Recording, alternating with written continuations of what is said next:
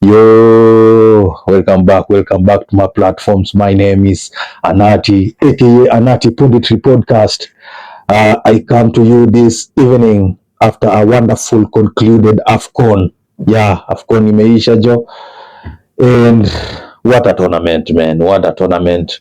Overall, the tournament was so good, so well organized. The stadiums were awesome.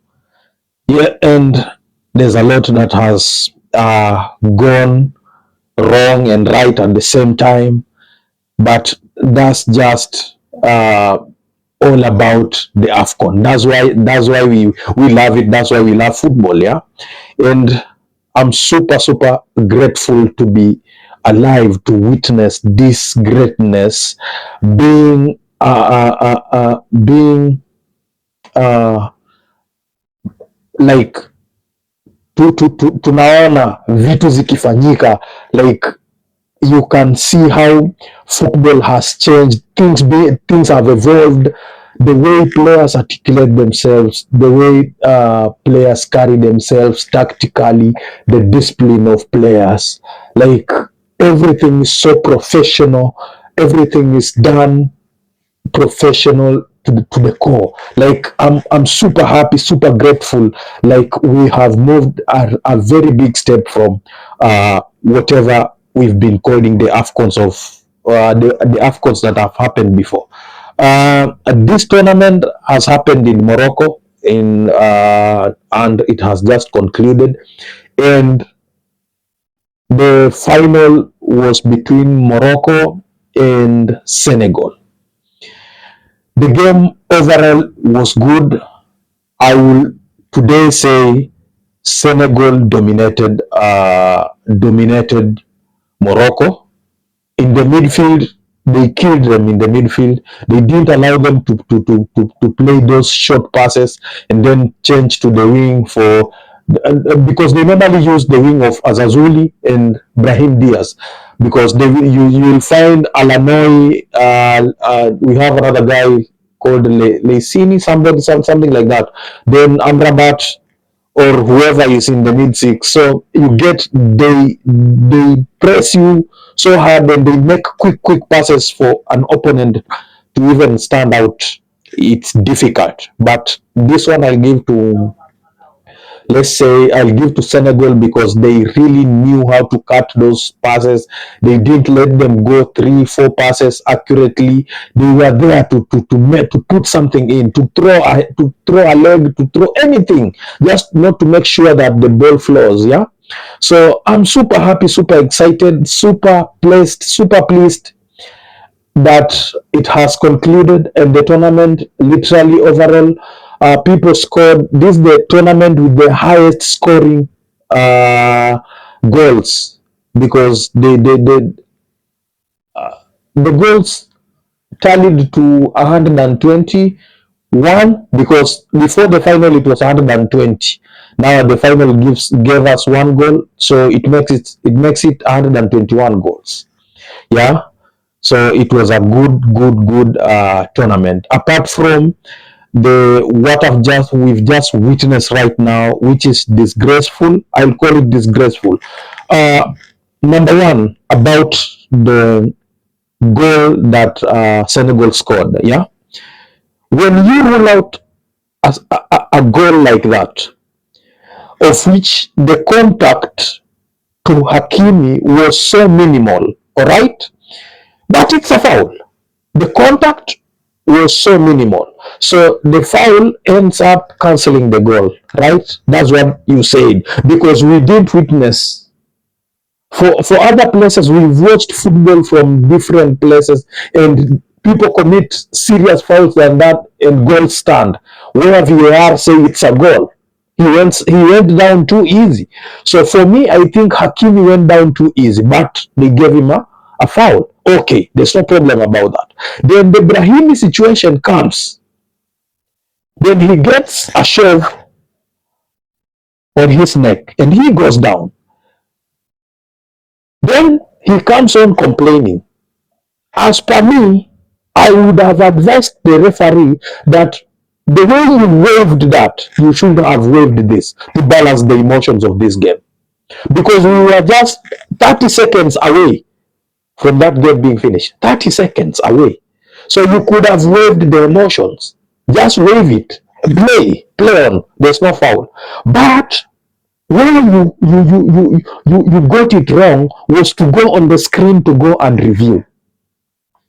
Because when the Senegalese asked for you to go and review what happened on Hakimi, because I think Sar complained that I didn't touch him, I didn't push him.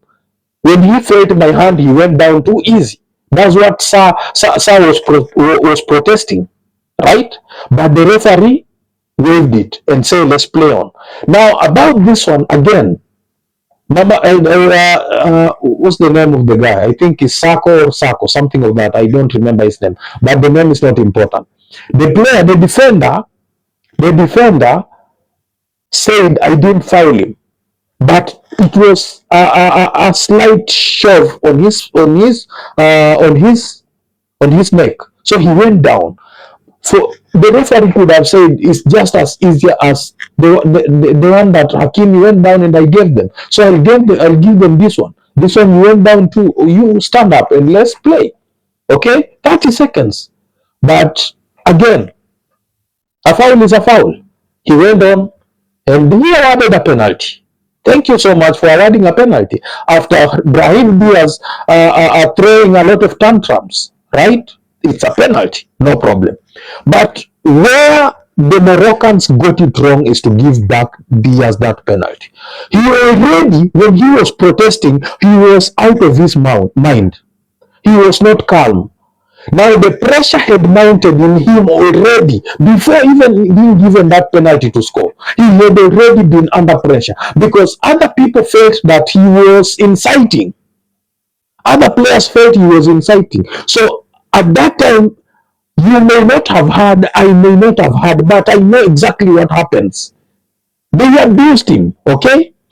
Diaz has come from the ranks of the, let's say, he's a player who has been modified from the academy. He's not a player from the streets. He doesn't understand how African football or African football behaves. He doesn't understand that. So for them to allow him to take that penalty, it was a throwaway. That was a throwaway. They killed it from that place. That penalty could have been given to that striker. He could have scored that goal. That penalty could have, they could have given Azazuli. He could have scored the goal. They could have given someone else apart from Diaz. Diaz doesn't understand how African football works. This is his first tournament. He has gotten it right. He has scored 5 goals, I mean. But you could have given someone else that penalty who was not under pressure. He could have scored it. But from what he protested and they went to check, it seems that he incited the penalty to be awarded. You get? Now, after that, that's when he sees what was going around the stadium. The fans broke it. They threw things. They went haywire. Everything was out of control. And he's seeing these things. Other players are very calm because it's a normal thing. They've seen more worse than this.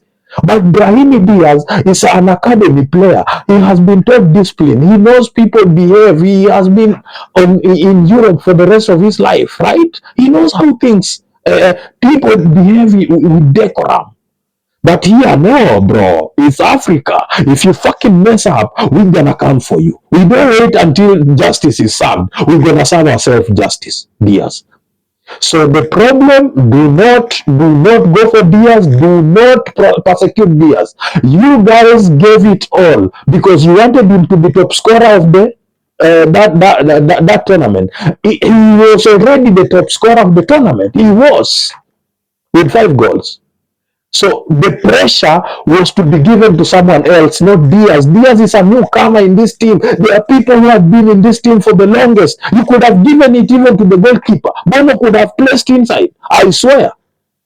He could have placed inside. He could have scored. You cannot blame that kid. That kid doesn't understand the Africanism that goes through players when they reach to this tournament. He doesn't know the heaviness of this thing. He doesn't know. Don't blame him. Don't blame him. You guys hijacked him and you brought him. And he played for you guys. You could have gone for a native Moroccan who has been to any kind of pressure.